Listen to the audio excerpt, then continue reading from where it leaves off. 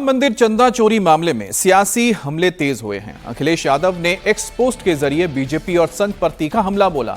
चंदा चोरी मामले में अखिलेश यादव ने बीजेपी पर हमला बोला। अखिलेश ने लिखा है कि बीजेपी का लंका दहन अयोध्या में ही होगा, भगवान के ऑडिट से बीजेपी बच नहीं पाएगी। चंदा चोरी के काले कारनामों का अभी पहला अध्याय ही खुला है। अमृतकाल में बीजेपी के लिए यह काल बनकर आया है।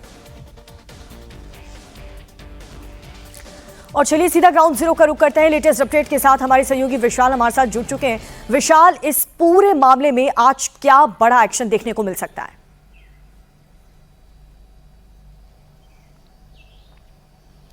देखिए, इस पूरे मामले में सबसे इंपॉर्टेंट बात यह है कि जो 8 आरोपी पकड़े गए हैं वो 8 आरोपी फिलहाल जेल भेजे जा चुके हैं। लेकिन अयोध्या पुलिस के पास, एसआईटी के पास न सिर्फ साक्ष्य मौजूद हैं बल्कि बयान मौजूद हैं और उन लोगों के बारे में जानकारी मौजूद है जो दरअसल इन 8 लोगों के न सिर्फ बेनिफिशरीज में थे बल्कि जो पैसे की चोरी की गई थी उस रकम को कहाँ लगाया गया है, कहाँ इन्वेस्ट किया गया है, कौन कौन सी प्रॉपर्टीज खरीदी गई हैं, कौन कौन से एसेट्स बनाए गए हैं या किसी को इसको ठिकाने लगाने के लिए दिया गया है। ये सारी जानकारी अयोध्या पुलिस के पास है। इसीलिए अयोध्या पुलिस इस पूरे मामले में न सिर्फ फूक के कदम रख रही है बल्कि सभी आरोपों को वेरीफाई भी कर रही है। उसे यह भी लगता है कि कहीं ऐसा तो नहीं कि अपने आप को बचाने के लिए आरोपी किसी दूसरे को फंसा दे, और ऐसा तो नहीं कि वो सही जानकारी दे रहा है या फिर नहीं दे रहा है। लेकिन सबसे बड़ा सवाल ये उठता है कि जब 8 आरोपी वहां पर चोरी कर रहे थे, बड़े और जिम्मेदार लोग जिन्होंने इस्तीफा तो जरूर दिया है लेकिन उनकी जो जिम्मेदारी थी उसका निर्वहन नहीं कर रहे थे, तो ऐसे में सवाल ये उठता है कि नैतिकता के आधार पर इस्तीफा जो दिया गया है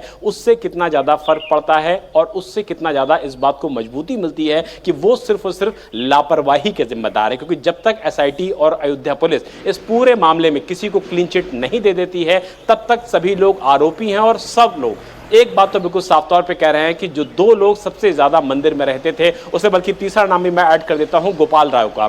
गोपाल राव, अनिल मिश्रा और चंपत राय, इनके ऊपर पूरे मंदिर के संचालन की जिम्मेदारी थी। जो चंदा आता था उसको सुरक्षित बैंकों तक पहुंचाने की जिम्मेदारी थी। भक्तों की आस्था की जिम्मेदारी उनके ऊपर थी। और सबसे बड़ी बात यह है कि अगर मौके पर चोरी जैसी बात सामने आ गई थी तो पुलिस तक इस बात को क्यों नहीं पहुंचाया गया, ट्रस्ट की आपात बैठक क्यों नहीं बुलाई गई। और इन सारे सवालों के जवाब निश्चित तौर पर न सिर्फ एसआईटी, अयोध्या पुलिस बल्कि सरकार भी ढूंढने की कोशिश कर रही है कि जब चंपत राय को, अनिल मिश्रा को, गोपाल राव को इस पूरी खेल की जानकारी मिल गई थी तो उन्होंने क्या एक्शन लिया, उन्होंने किसको जानकारी दी, उन्होंने किस तरीके से मैटर को लीगल आगे बढ़ाया। सवाल ये उठता है कि जब ये सारी चीजें नहीं की गई हैं तो उनकी भी जिम्मेदारी बनती है और बात सिर्फ लापरवाही से खत्म नहीं होती है। इन्वेस्टिगेशन का जो पहला चरण है वो कल शुरू हो चुका है जब सभी आरोपियों को जेल भेजा जा चुका है। लेकिन आगे भी इस पूरे मामले में न सिर्फ एसआईटी और अयोध्या पुलिस इन्वेस्टिगेट करेगी बल्कि सभी कड़ियों को जोड़ेगी और ये पता लगाने की कोशिश करेगी कि चंपत राय, अनिल मिश्रा, गोपाल राव कितनी ज्यादा लापरवाही कर रहे थे, किस किस जगह पर कर रहे थे। और सबसे हैरानी के साथ ही इतना बड़ा घोटाला हुआ है। बहुत बहुत शुक्रिया विशाल आपका इस अपडेट के लिए।